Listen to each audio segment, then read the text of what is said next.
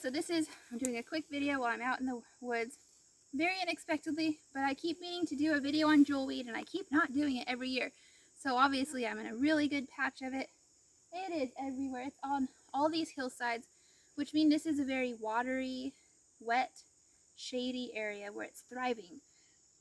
So jewelweed, or touch-me-not as it's called, is in the Impatiens family, and these are the flowers that flower right now it's mid-August, so these flower late summer, and this will die back as soon as it freezes and gets cold. It'll just die. So it's an extremely succulent plant with very shallow roots, and it will grow along streams and springs and ditches and things like that. So picking another plant. This is St. John's wort. So and my spiderweb stick.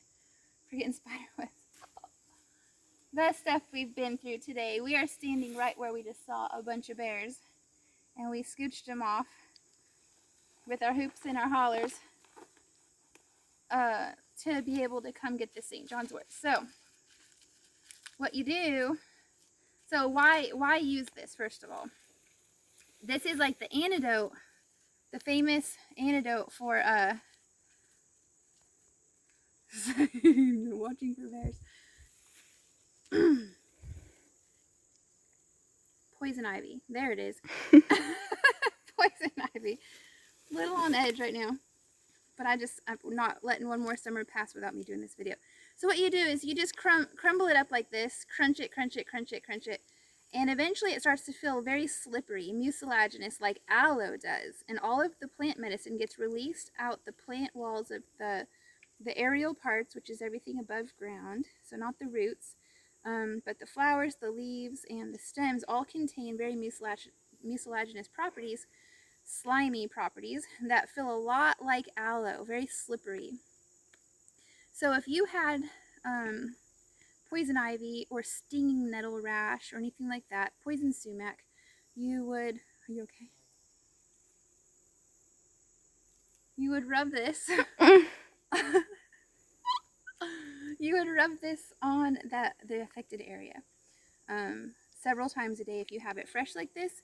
If you don't have it fresh and you come upon a good patch of it like this, then you get a bunch of it, you put it in your blender, maybe chop it up a little first, chop the stems up a little, put it in your blender with some water and hit it until it's a slurry.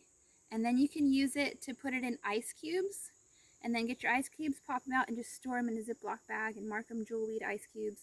That way, all year long, you can pull out an ice cube and you can rub it on you.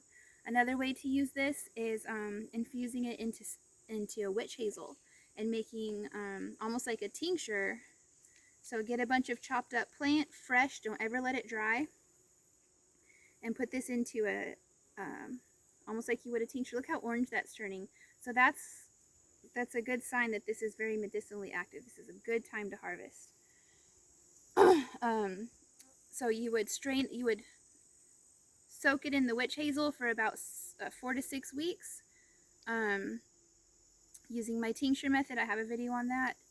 And then strain it at the end of that. Still listening for bears. Strain it at the end of that, and then just put it in a spray bottle and just spray it.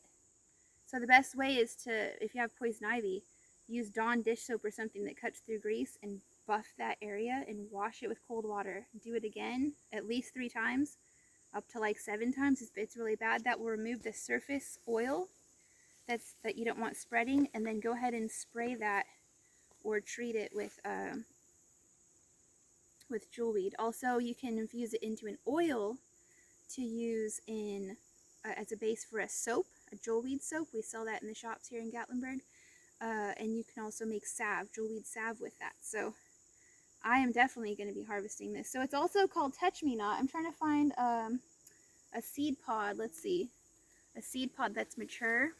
A little bit later in the season, these flowers will be seed pods. And when you touch them, they go pew, like little fireworks. It's super fun. And sometimes when you're walking through it, you can hear pew, pew, pew, like little miniature gnome-sized pea shooters going off, and that is the seed pods of these things popping all over you. And they don't hurt, you don't even feel it. But it's really cute how it does that, and that's why they're called touch-me-nots. So anything else, don't ingest this, don't eat this. It's not to be used internally, just externally. And there's lots of recipes, so if you're like, explain to me how to, infuse it into oil. I actually have a video on how to make infused oils. This one has a lot of water in it, so you just want to make sure that you do it in a warm, I do it in a warm double boiler or a crock pot on low, and keep the cover off. That way the water content from the plant is able to evaporate out as the medicinal oil infuses. Look how pretty. So this will be like an orange oil. It'll actually turn out that color. Very medicinally active stuff right here. See if I don't have any poison ivy to rub it on. But I did use this one time. The very first time I ever used this was a ranger taught me. We were up on a trail, and he said, so you can use not St. John's wort, jewelweed as an antidote for nettle sting. And we were buying nettles, so I grabbed nettles and I started whipping myself. That's actually called urtification. That's used for like arthritis patients. So I started whipping myself with the nettles. It burnt like fire. And then right away I got this stuff and I started rubbing. And within 2 or 3 minutes I couldn't find the nettle stings. I couldn't feel them at all. So the ranger goes, well, dang, I've never seen anybody like try that. And I said, well, now we both know for sure that it works. So I always like to try things firsthand. But that beautiful orange color, that's the compounds we're looking for in the medicine. So yeah, get it when it's in full bloom like this if you can. And that's when it's most active and potent. So enjoy! Happy hunting!